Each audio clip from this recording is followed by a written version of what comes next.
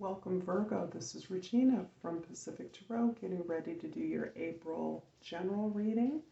Of course, this is intended to support you throughout April, but it can support you whenever you find it. So let's get started, Virgo, with your overall energy for April.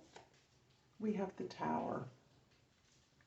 The Tower is really about your ability to perceive and manage unexpected events.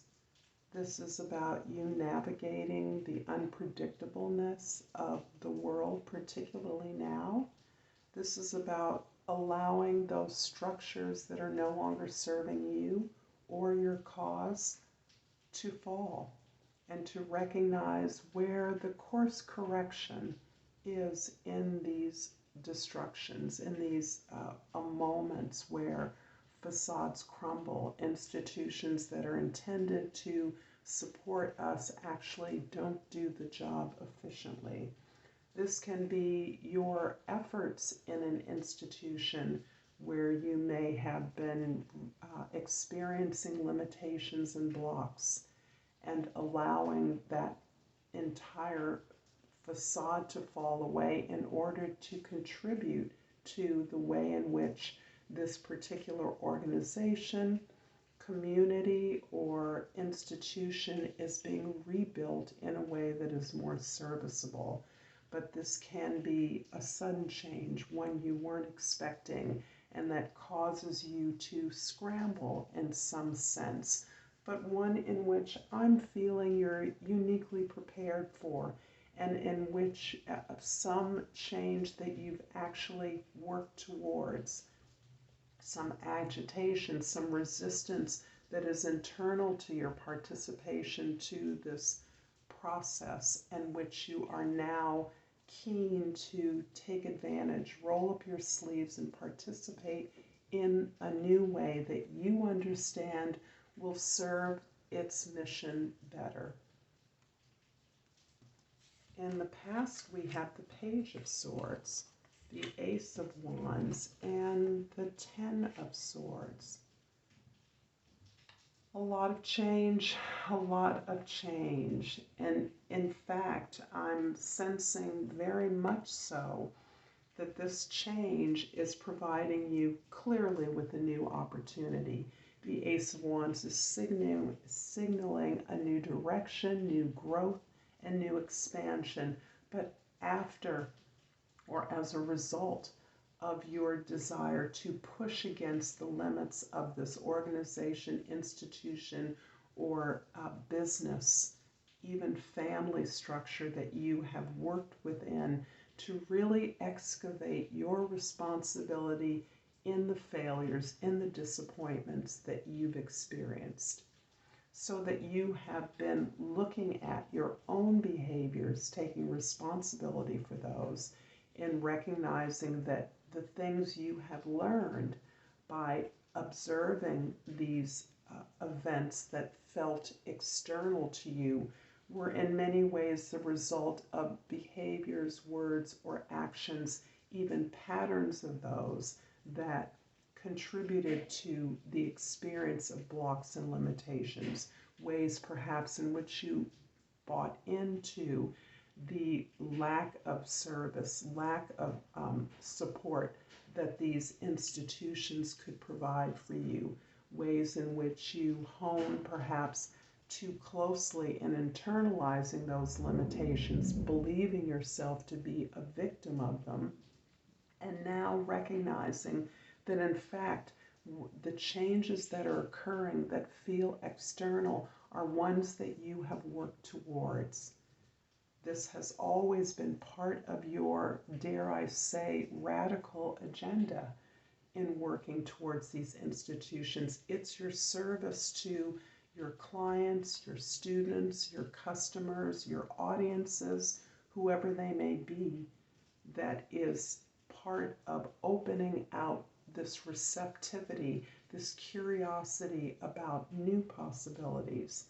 You're taking a step back and allowing yourself to be a beginner in this change that's occurring, because you recognize you've cast off many expectations of others. You've cast off the need or desire to conform to what others needed you to be, and instead are promoting what you know to be a better, more enlightened way of experiencing these changes, this new way of working that allows you to apply the things you've learned by looking at your own patterns and behavior.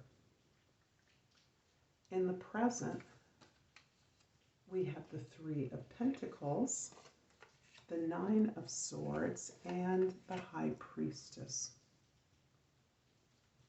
Indeed, you are manufacturing a whole new level of collaboration. Ironically, you are processing this change in a way that opens it out to the necessary improvement of products, services, whatever support it is that these institutions or organizations are supposed to provide. You are pulling together with like-minded individuals, and you are elevating the quality of and value of services so that they are more beautiful, more excellent, more disciplined, more available. And that is part of your way of processing the disappointment and failure of services of these institutions. Understanding that your recognition of the institution or your organization's failure is part of your releasing and grieving the parts of yourself that only are now understanding the way that you have failed yourself, the way that you have cleaved to the needs of others, providing for those when they in fact were not of service to you, and that providing for others to the exclusion of yourself ultimately has hurt you. It's ultimately now allowing you the chance to reflect deeply on who you are, how you came to be aligned with this organization, this service, this path you're on, and the deep self-knowledge that you are excavating, that you are uncovering, and recognizing that in fact it is the change in these institutions or organizations that has always been your mission of service, promoting this change, and in fact creating the very kinds of vehicles that you are now engaging in. You're now pulling together a meeting of collaborators, a meeting of peers in which each works to their level of skill and models the kind of equity you intend to infuse in what is left of these organizations, of this work, of these projects that have been changed, that are being changed, that you are working towards a change. In the future, we have the Seven of Wands, the Queen of Wands, and the Five of Swords.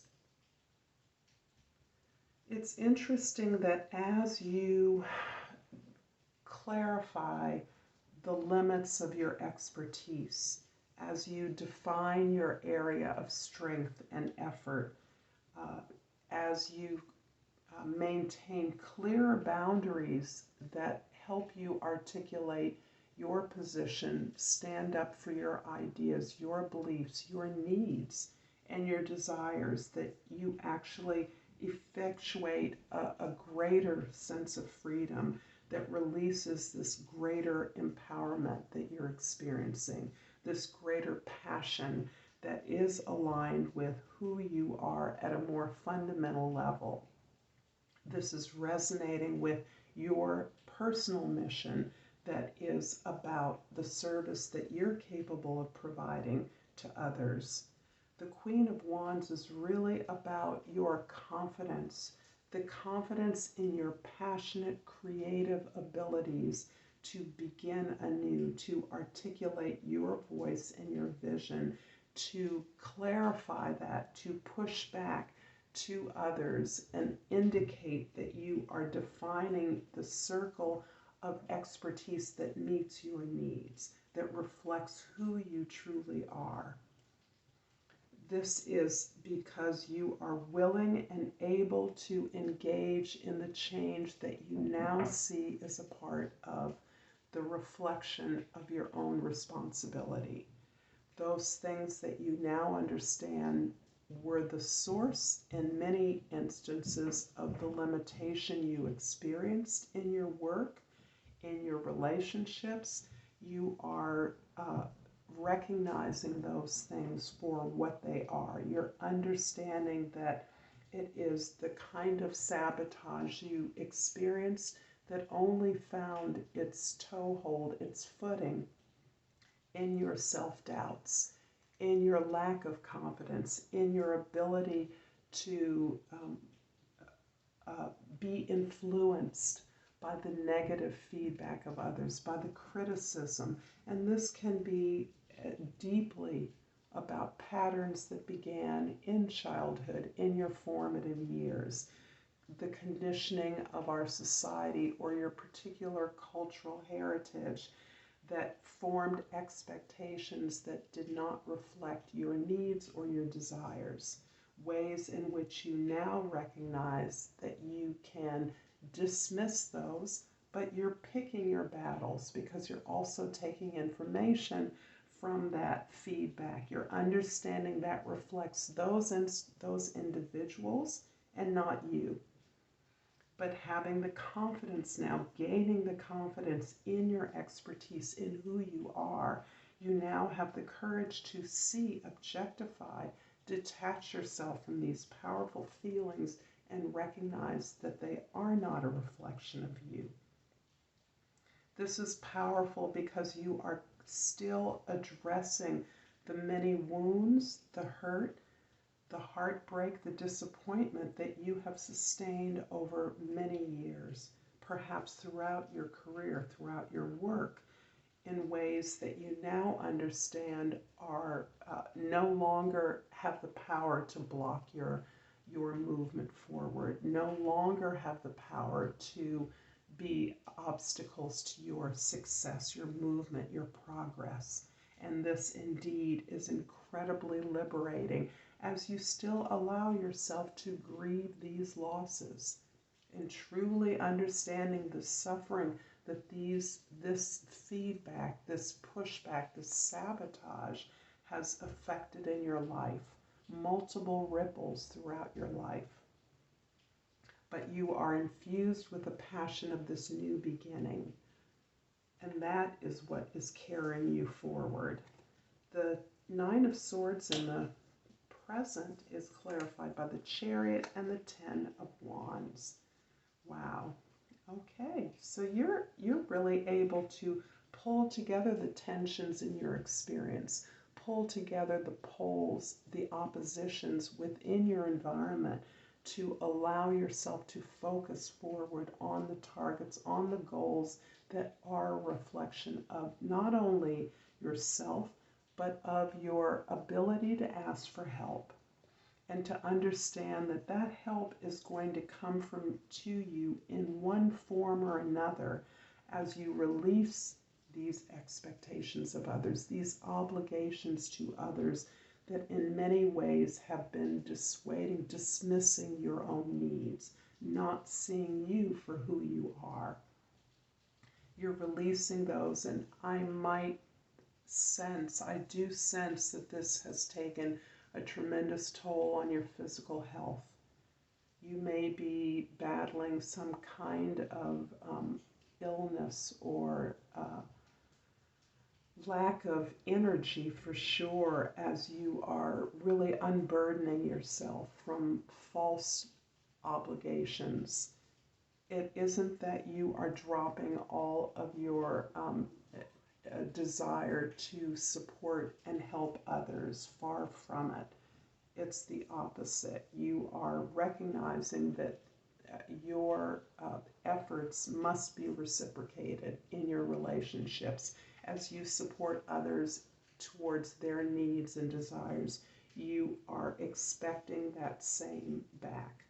And you are picking and choosing your opportunities through an awareness that this is part of the negotiation that you are willing to objectify, to see logically. As you detach yourself from the powerful feelings of hurt and loss and really recognize objectively that you can get the help you want by asking for it. And that ability to ask for help is partially what is empowering you to relinquish false obligations and to move more swiftly, more in concert with your team towards a successful goal. If this is resonating for you, Virgo, please like and subscribe to my channel, Pacific Tarot. And I'm going to finish off this reading with an oracle card I pulled, Health. I will honor the physical vessel that enshrines my soul. I'm going to leave this here, Virgo. I thank you so much for your time. I look forward to the next time. Until then, namaste.